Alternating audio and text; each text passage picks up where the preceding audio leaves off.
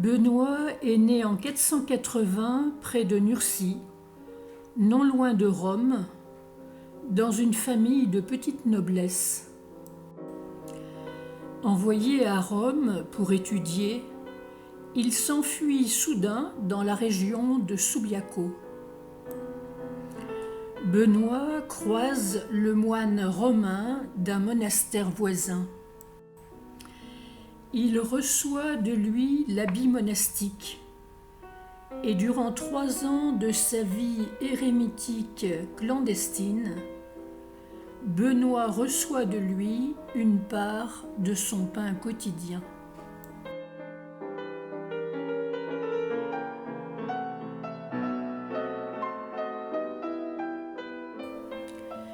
Des disciples viennent à lui.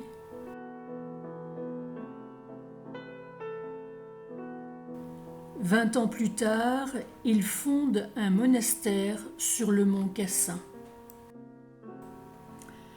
Le monastère forme une société ordonnée à la prière de l'office, au travail manuel, à l'accueil, avec des temps de solitude et de silence, et la lectio divina quotidienne.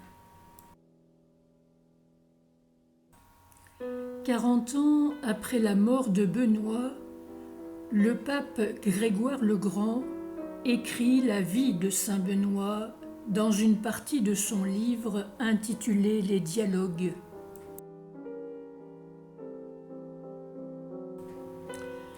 Benoît, abbé de Subiaco et du mont Cassin dans la première moitié du VIe siècle, est bien un personnage historique. Sa réputation de saint est connue de Grégoire. Grégoire rapporte les tentations de Benoît, éprouvées en sa solitude absolue pour Dieu.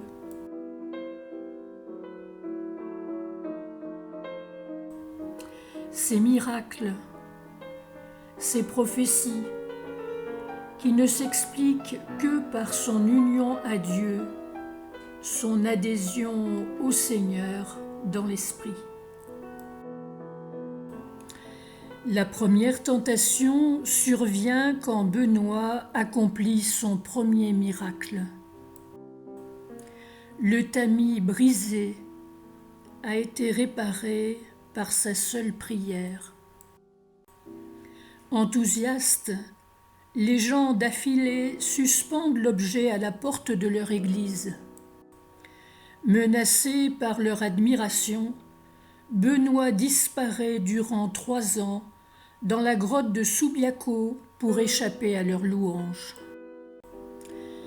Pour s'être dérobé à leur admiration, Benoît exercera ensuite une influence bienfaisante.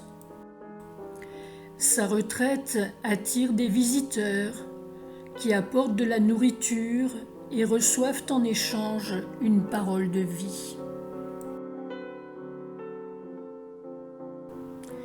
Une femme dont l'image obsède Benoît est sans doute une des personnes qui viennent le visiter. Benoît se jette dans les épines et triomphe de la volupté par la douleur. Libéré de toute tentation sensuelle, Benoît peut maintenant enseigner la vertu. Des hommes quittent le monde pour vivre sous sa direction spirituelle.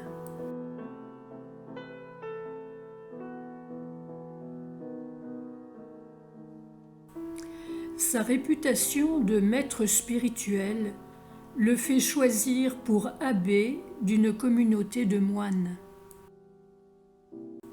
Mais ceux-ci sont mauvais et tentent de l'empoisonner.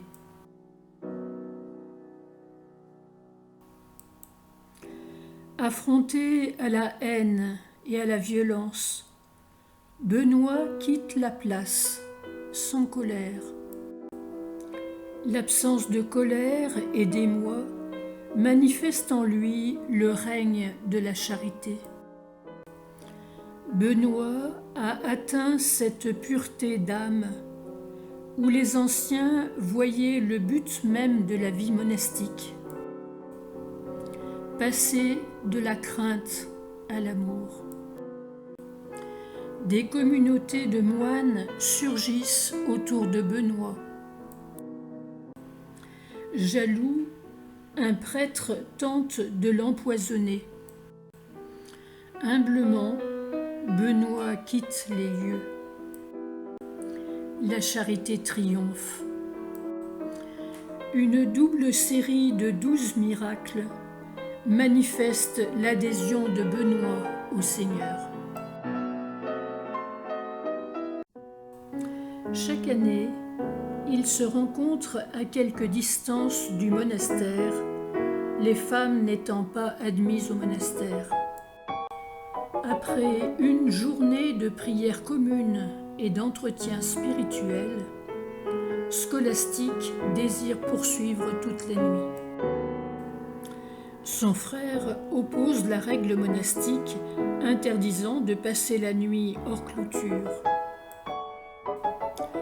Mais Scolastique obtient par sa prière le déchaînement d'un orage qui empêche Benoît de rentrer. Le pape Grégoire constate que la charité de saint Benoît, exprimée par son attachement à la règle, fut inférieure ce soir-là à la charité de sa sœur, débordante du désir de la vie éternelle.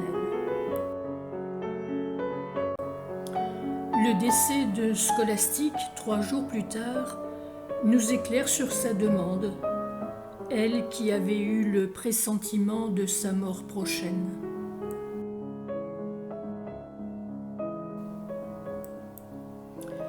À la fin de sa vie, Benoît voit la création tout entière se recroqueviller sous son regard immensément dilaté par la vue du Créateur. Voir l'univers à sa mesure véritable, l'univers comme un point lumineux, léger grain de sable que l'amour transfigure, savoir que toute chose est en Dieu, précieuse et pure.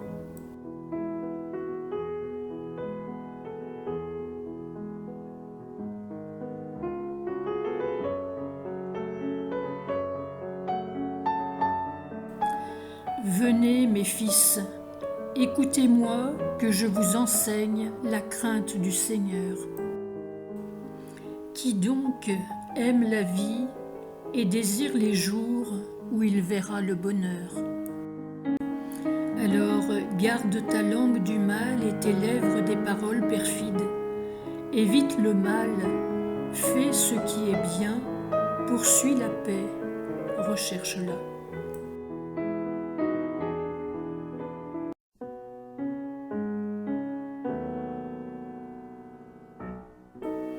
Et quand vous aurez fait cela, je poserai les yeux sur vous, je prêterai l'oreille à vos prières.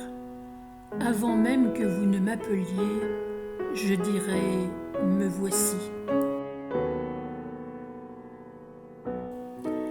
Pour toute la tradition monastique, le travail relève de la vie spirituelle. Le travail protège la santé de l'âme.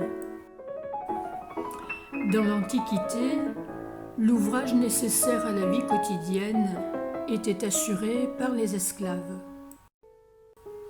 Pour la tradition chrétienne, le travail et toutes les activités entrent dans l'élan d'une recherche de Dieu.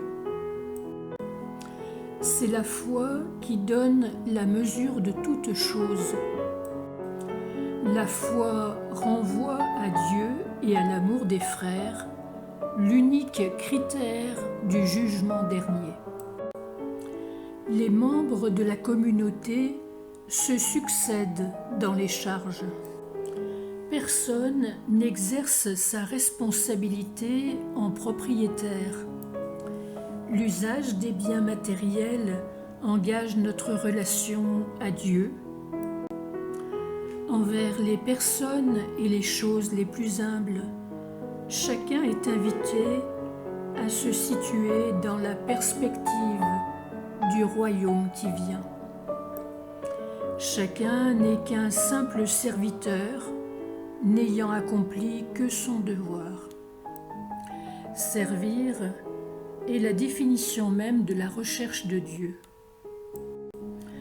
Le service du Seigneur ouvre aux autres en se mettant à leur disposition sans limite ni condition. Le travail vécu comme un service, aussi répétitif soit-il, ne distrait en rien du projet fondamental de servir Dieu en servant les autres. C'est là l'importance spirituelle du travail. Pour cette raison, les faibles ne sont pas dispensés de servir ceux qui les exposeraient au pire des dangers, le repli sur soi. Au besoin, il faut aider les plus faibles à assumer leur travail. La crainte de Dieu nous détourne de nos propres intérêts. L'humilité commence là, dans une attention mutuelle. L'humilité laisse de la place à l'autre et la lui donne.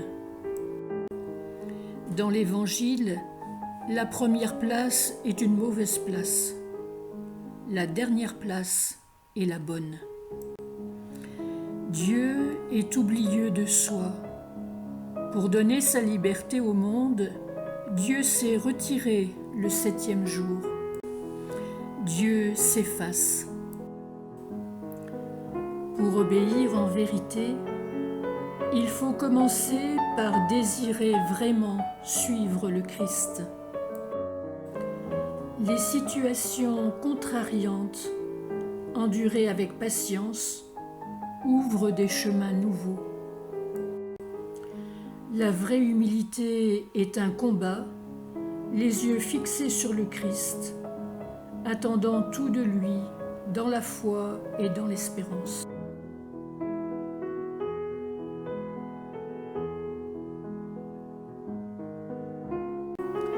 Son terrain, c'est nous-mêmes.